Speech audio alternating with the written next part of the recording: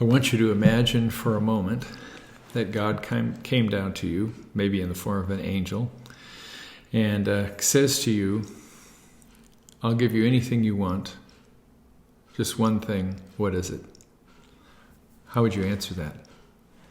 Well, it's a little like our lesson today. We're in 2 Chronicles. And in this passage, God appears to Solomon and says, what do you want? And ask and I will give it to you.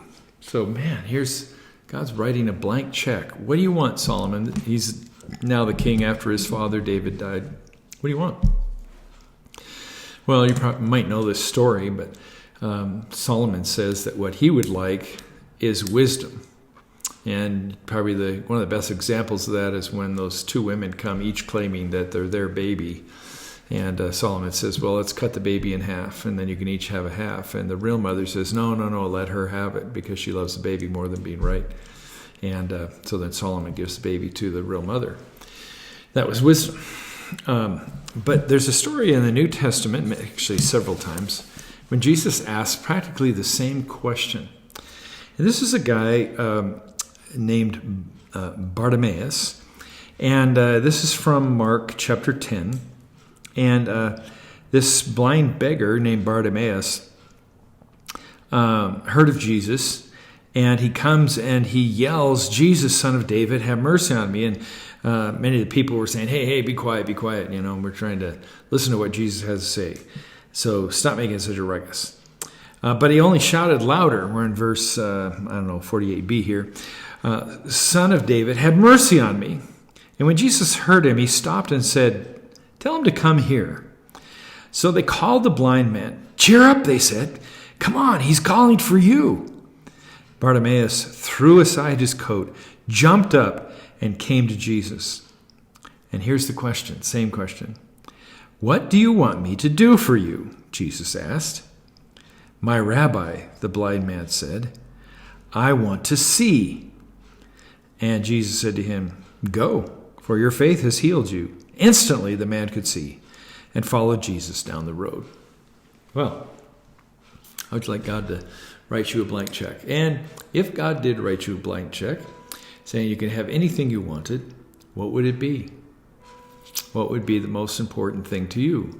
For Solomon, a young person needing to lead the nation, it was, I need wisdom to know how to make decisions. He didn't always do such a good job of that, but that's what he asked for.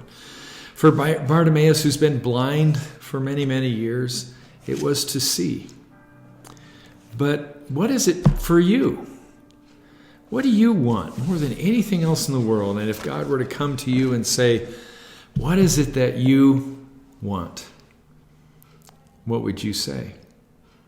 Now, it's no fair saying world peace or for more wishes. That doesn't work. But what would you say? What is in your heart that's most important that you would ask God for? Then my next question is, how come you're not asking God for that?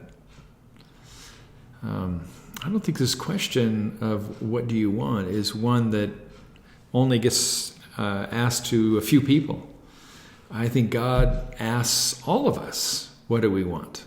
And sometimes what we want is pretty self-centered. I suppose to see is kind of self-centered, but not so much. But, if it's a new car or to be rich or to be liked by everybody or to be a country western singer or to be famous in some way, those are all pretty selfish motives.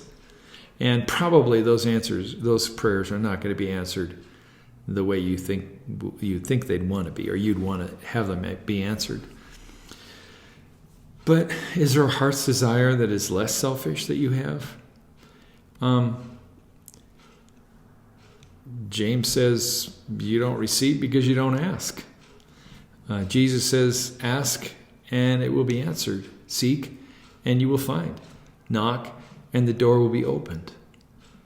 So I would say it's time to ask God for the thing that you would like most in your heart.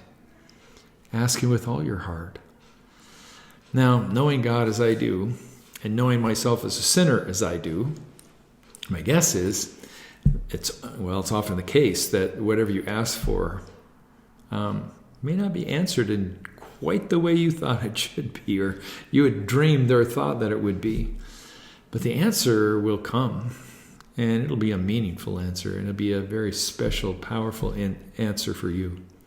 So think about it, and ask. Ask God. And if God isn't giving you what you ask, then ask why. Why, God, at this time is this prayer not going to be answered? Because there's a reason and a meaning behind everything that God does. And we don't get to, it isn't like God, I'm not saying that God is a Santa Claus, that, you make your Christmas wish.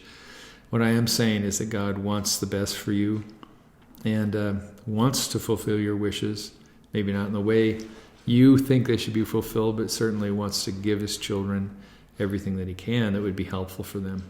So ask. Ask and it will be answered. Seek and you will find. Knock and the door will be opened. God bless. Have a great weekend.